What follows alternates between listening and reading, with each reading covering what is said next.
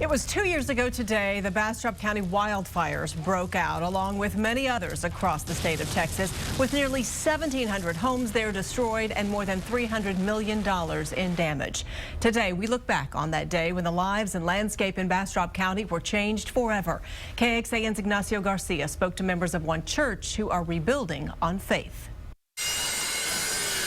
Built up from the ashes, it's exactly what volunteers at the Word of Life Church in Bastrop have done after 20 long months. Instead of it being a catastrophe, I would like to see it being a community that was brought together by a catastrophe. But they say strength and a new life comes from hardship. And the pain and then just the anxiety and the anguish, that came with it.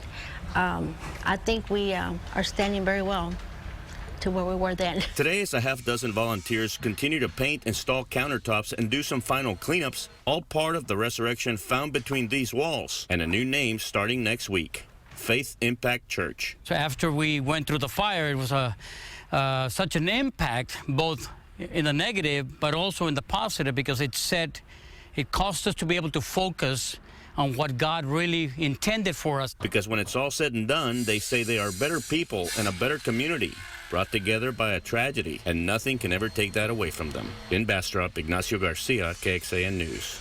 People in Bastrop aren't the only ones remembering the destruction 2 years ago. The fire also broke out in Steiner Ranch that same weekend. We all remember that. 25 homes were destroyed in that neighborhood. And people in Spicewood are remembering the fire there. It burned 6,400 acres and it destroyed nearly 30 homes. At the time of the fires, the nearby Spicewood firefighters, the volunteers there, they didn't have the equipment that they say that they needed.